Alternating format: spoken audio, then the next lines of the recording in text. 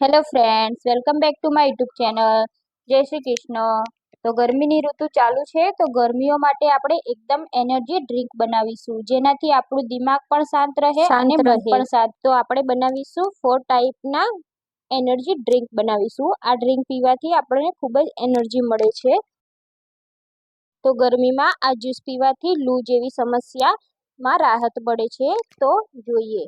તો સૌ પ્રથમ આપણે તરબૂચનું જ્યુસ બનાવીશું. તો ગરમીની સિઝનમાં તરબૂચ બહુ જ સરસ મળે છે, તો આપણે તરબૂચનું જ્યુસ બનાવીશું. તો તરબૂચનું જ્યુસ બનાવવા માટે મેં અહીંયા 1 કપ તરબૂચ લીધા છે, જેની છાલ ઉતારી ટુકડા કરી લીધા છે. 1 ચમચી ખાંડ એડ કરી છે અને થોડાક એવા ફુદીનાના પાન એડ કર્યા છે અને 1 ચમચી લીંબુનો રસ એડ કર્યો છે. હવે આપણે આને પીસી લઈશું. તો તરબૂચનો જ્યુસ રેડી થઈ ગયો છે. તો એને સર્વ કરવા માટે આપણે ઝીણા ટુકડા તરબૂચના સમાર્યા છે તે એડ કરીશું અને પછી આપણે આમાં થોડા આઈસ ક્યુબ એડ કરીશું. 1 ચમચી ચાટ મસાલો એડ કરીશું. હવે આપણે જે તરબૂચનું જ્યુસ બનાવ્યું છે તે એડ કરી દઈશું. તો ગરમીની ઋતુમાં તરબૂચનો જ્યુસ એકદમ સરસ લાગે છે. તો આપણો તરબૂચનો જ્યુસ અહીંયા રેડી થઈ ગયો છે. ગાર્નિશિંગ માટે આપણે થોડાક ટુકડા તરબૂચના એડ કરીશું અને ઉપર ફુદીનાના પાન એડ કરીશું. તો ગરમીની ઋતુમાં આ જ્યુસ પીવાથી ખૂબ જ એનર્જી મળે છે અને મહેમાનો આવે ત્યારે પણ એકદમ ઇઝી રીતે બની જાય છે. તો ઠંડુ ઠંડુ કેરીનું શરબત બનાવીશું. તો કેરીનું શરબત બનાવવા માટે મેં અહીંયા તોતાપુરી જે કેરી આવે છે તે લીધી છે, તેને છોલીને ટુકડા કરી લીધા છે. તે મિક્સર જારમાં આપણે એડ કરી દઈશું અને થોડાક એવા ફુદીનાના પાન એડ કરીશું અને 2 ચમચી ખાંડ એડ કરીશું. 1 ચમચી ચાટ મસાલો અને 1 ચમચી કાલા નમક એડ કરીશું અને થોડું પાણી એડ કરી આપણે આને ગ્રાઇન્ડ કરી લઈશું. હવે આપણે તેને ગરણીમાં ગાળી લઈશું. જો તમારી કેરી બહુ ખાટી હોય તો તમે કેરીમાં ખાંડનું પ્રમાણ વધારી શકો છો. અને હવે આપણે આને ગાળી લઈશું અને જે આ પલ્પ રહે છે એની આપણે ચટણી બનાવવામાં ઉપયોગમાં લઈશું.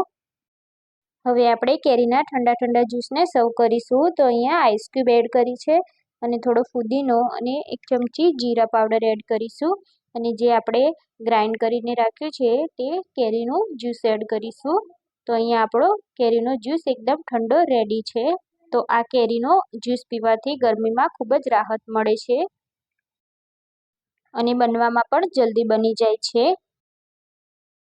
તો હવે આપણે બનાવીશું લીંબુ અને ફુદીનાનું જ્યુસ. તો ડાયરેક્ટ ગ્લાસમાં જ લીંબુના થોડા સ્લાઇડ એડ કરી દઈશું અને થોડા ફુદીનાના પાન એડ કરીશું. હવે આપણે એમાં ખાંડ એડ કરીશું, દળેલી ખાંડ એડ કરીશું. 1 ચમચી ચાટ મસાલો એડ કરીશું અને થોડી સોડા એડ કરીશું. તો અહીંયા મેં પ્લેન સોડા વાપરી છે, તમે સ્પ્રાઇટ પણ એડ કરી શકો છો. તો ગરમીમાં આવો લીંબુ શરબત ઠંડો ઠંડો લીંબુ શરબત મળી જાય તો મજા પડી જાય છે.